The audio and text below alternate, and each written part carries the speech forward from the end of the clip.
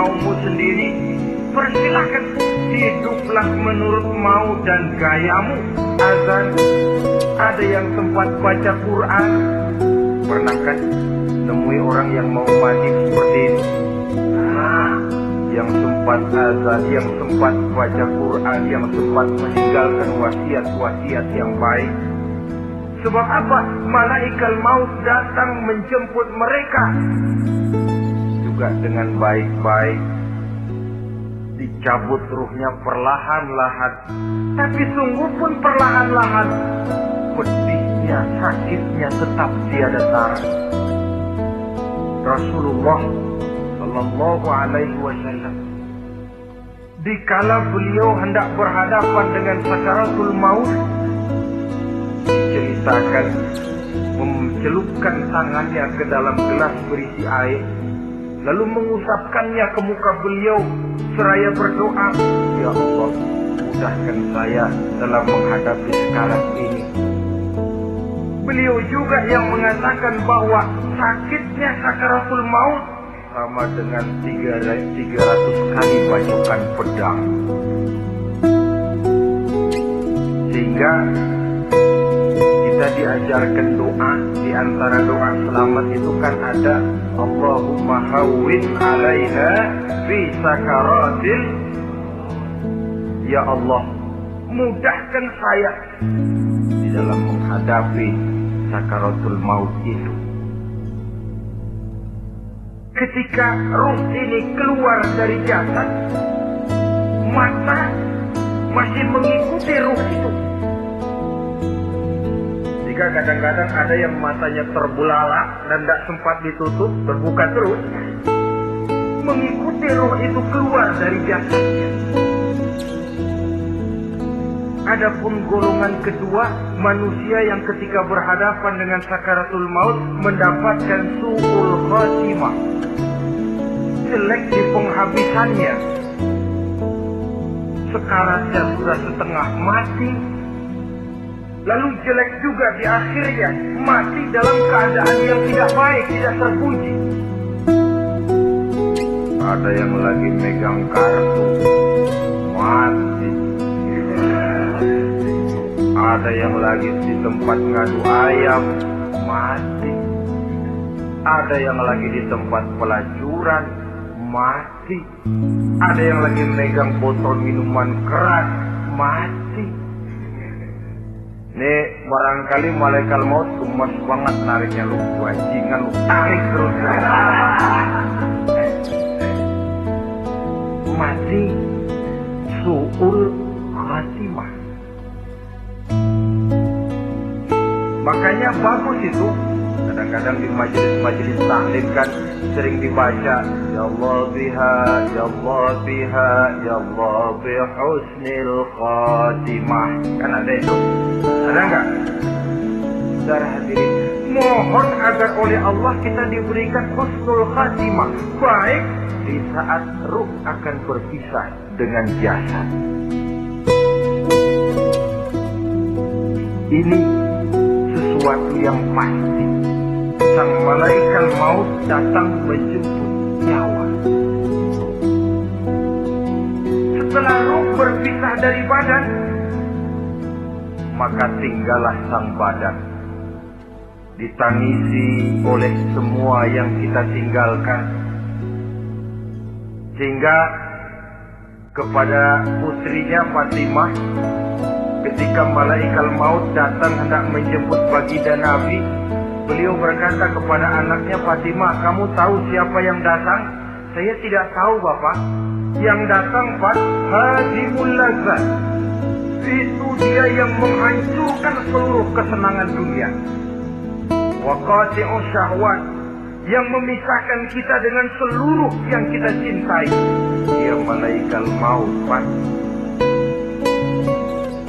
Manakala jasad sudah ditinggalkan oleh ruh, itulah yang dikerubungi orang. Anak menangis, istri menangis, orang tua bersedih, teman-teman merasa kehilangan, menangisi jasad. Diuruslah jasad kita, dimandikan sebagaimana mestinya, dikafankan dengan kain putih 3 lembar, itu yang hendak kita bawa kembali ke tempat asal kita. Pakaian sutra jas yang mereknya Switzerland wool, kain yang Samarinda, sepatu yang Belli atau Beltoni, jam tangan yang Rolex, kendaraan yang serba mewah. Tidak ada yang menyertai kita. Kain putih 3 lembar itu saja lagi. Demi setelah dikafankan, dibujurkan kita menghadap ke arah kiblat, orang banyak pun datang menyolatkan kita dengan 4 takbir, diiringi dengan doa. Lalu upacara pelepasan, berangkat kita meninggalkan anak, istri, suami, kampung halaman, tanah air, bahkan alam dunia ini. Selamat tinggal alam dan seluruh isinya. Tinggallah yang tinggal. Saya akan kembali ke tempat asal dari mana saya datang, untuk kembali mempertanggungjawabkan seluruh perbuatan saya dalam kehidupan ini. Manakala upacara pelepasan selesailah sudah, dimasukkan kita ke keranda jenazah, digotong orang, bismillah wa ala millati rasulillah, dibawa ke tempat peristirahatan terakhir katanya. Padahal dulu kalau mau kita istirahat, ke Villa lah kita, ke Bali lah kita, ke Hong Kong lah kita, ke tempat-tempat tamasya yang indah. Oh, rupanya akan sampai juga perjalanan menuju tempat peristirahatan terakhir, yang luasnya tidak akan lebih dari 2 kali 1 meter. Diusung orang kita, diantarkan orang banyak.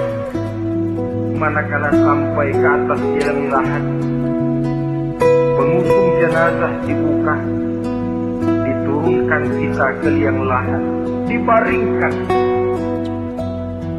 Gumpalan tanah akan jadi bantal kita. Muka dibuka, dihadapkan ke arah kiblat. Setelah itu ditutup liang lahat kita dengan kayu. Masih belum kurang, diuruk dengan tanah. Yang menguruk orang-orang yang tadinya mencintai kita, menyayangi kita. Tapi ketika jasad sudah ditinggalkan ruh, habis rupanya cintanya.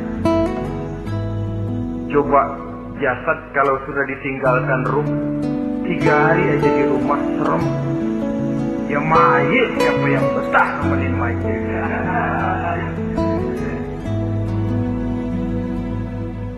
Lalu bila upacara pemakaman selesai, maka berusahalah semuanya.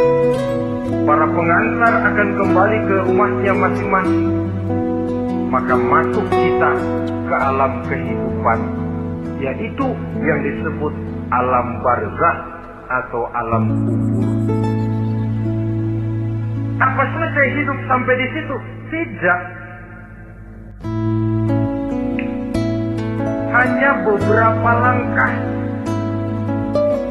setelah yang mengantar kita pulang, diriwayatkan dalam hadis Bukhari dan Muslim, bila seseorang sudah diletakkan di kuburnya, lalu yang mengantar kembali pulang, maka roh si mayit akan dapat mendengar bunyi terompah orang yang pulang itu. Bunyi terompahnya terdengar. Datang 2 malaikat menanyakan dia dengan pertanyaan-pertanyaan yang kalau bisa dijawab dengan betul. Dua malaikat yang bernama Munkar Nakir akan bilang, jawabanmu betul. Tenanglah kau di sini, naumatal arus. Tidurlah kau di sini seperti tidurnya pengantin. Orang yang kalau saya